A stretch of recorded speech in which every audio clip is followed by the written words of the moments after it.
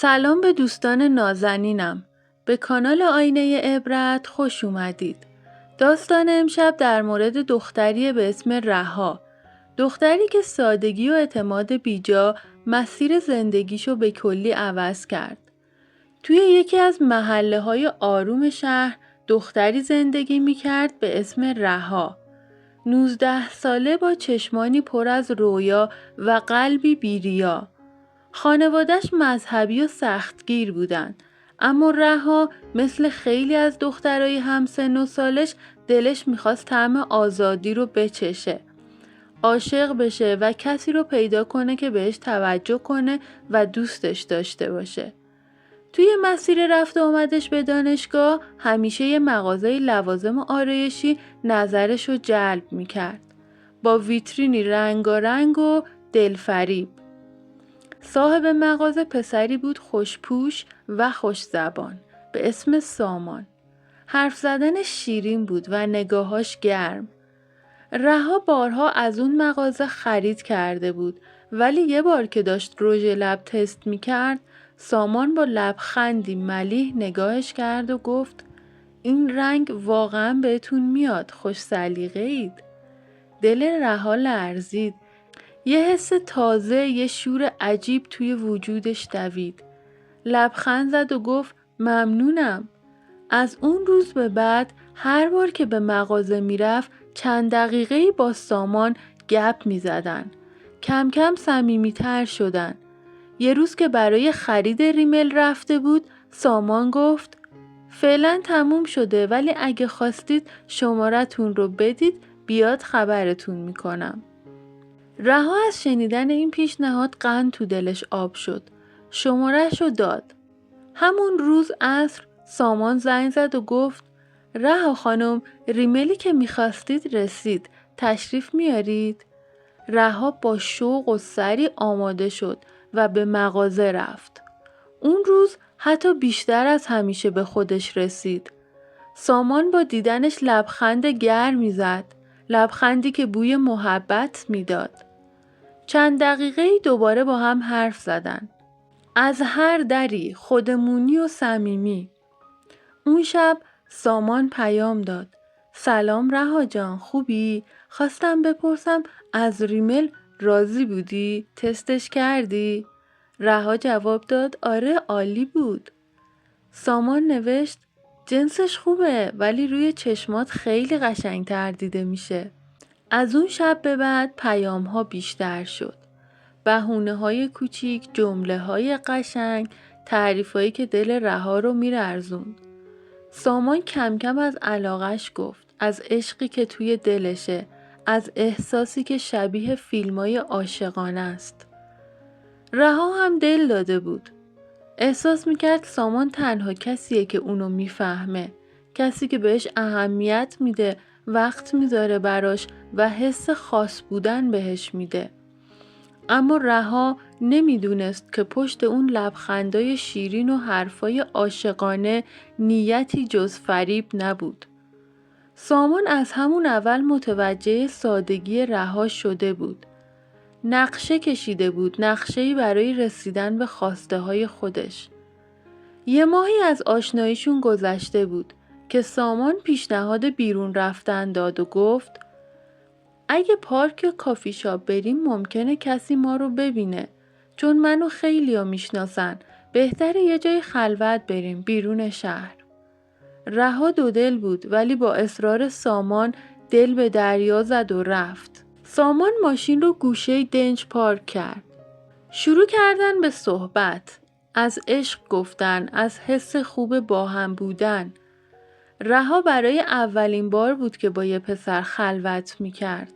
هم دلش میلرزید و هم میترسید. سامان 2 بستنی گرفته بود. قاشق اول رو که برداشت به رها گفت دهنتو باز کن و قاشق اول رو گذاشت دهن رها. بعد شروع کرد به خوردن. یه حال عجیبی به رها دست داد. هوا گرگ و میش شده بود. سامان شروع کرد به نوازش رها. رها ترسیده بود ولی سامان گفت نگران نباش عزیزم، من عاشقتم. هیچ وقت به عشقم آسیب نمیزنم. شروع کرد به بوسیدن رها. بعد صندلی ماشین رو خوابوند و اون شب بینشون رابطه‌ای شکل گرفت. البته نه رابطه کامل. اما اون چیزی که هیچ کدومشون نمیدونستن این بود که همین رابطه نیمه کاره هم ممکنه باعث بارداری بشه. هفته یک بار اینجوری میرفتن بیرون. حدود 1 ماه گذشت. رها حالت تهوع داشت.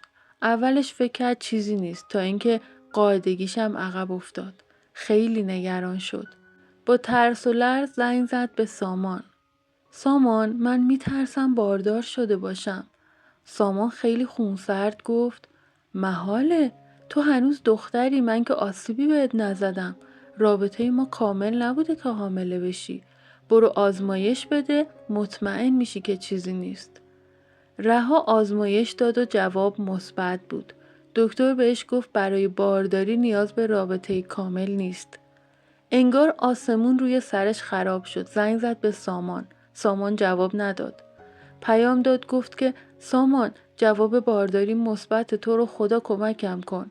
بازم جوابی نیومد و چند دقیقه بعد گوشی خاموش شد و روشن نشد. رفت مغازه، دید بسته است. چند روزی گذشت، از همسایه‌های مغازه پرسید. گفتن مغازه اجاره بوده، پس داده. جنساشو هم زیر قیمت فروخته و رفته کشور عراق.